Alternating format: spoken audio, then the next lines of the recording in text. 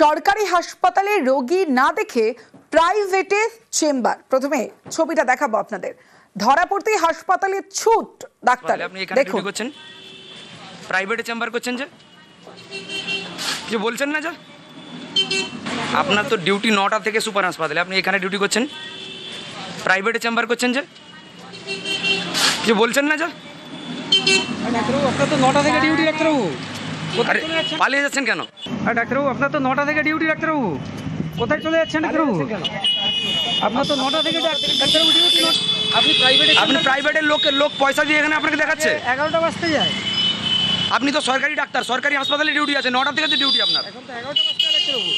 এখনো এখানে কি করছেন? 10:30 বাজে প্রায়। কিছু বলবেন ডাক্তারবাবু? কিছু বলবেন? আপনি কোন প্রাইভেট চেম্বার করছিলেন, কোথায় করছিলেন?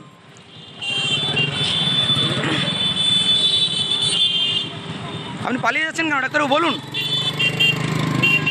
পঙ্কজ রয়েছে। পঙ্কজ, 9টা থেকে সরকারি হাসপাতালে যে চিকিৎসকের থাকার কথা, যেখানে সেই চিকিৎসককে দেখানোর জন্য সরকারি হাসপাতালে লম্বা লাইন, সেখানে একজন চিকিৎসক প্রাইভেটে রোগী দেখছেন সকাল 11টা বেজে গেলেও।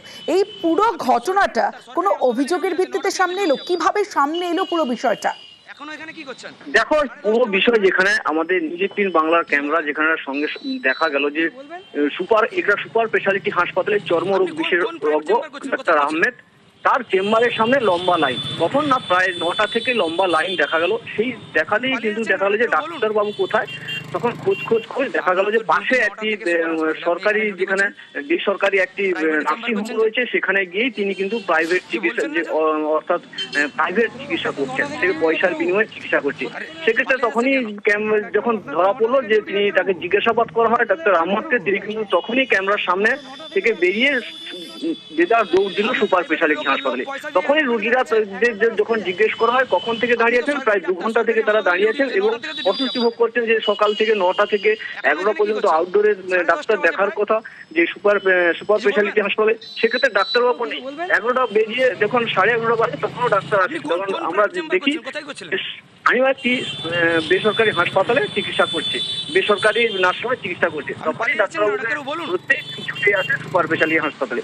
তখনই দেখা গেল যে বেসরকারি হাসপাতালে তিনি চিকিৎসা করছে, কিন্তু সরকারি যে রোগীর চিকিৎসা করার কথা তা না করে পয়সার বিনিময়ে চিকিৎসা করছে, এমনটাই ধরা পড়লো।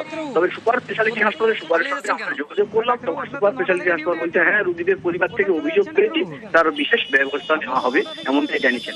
বেশ পঙ্কজ, আপনি প্রাইভেটের লোক পয়সা দিয়ে এখানে আপনাকে দেখাচ্ছে। 11টা বাজতে যায়।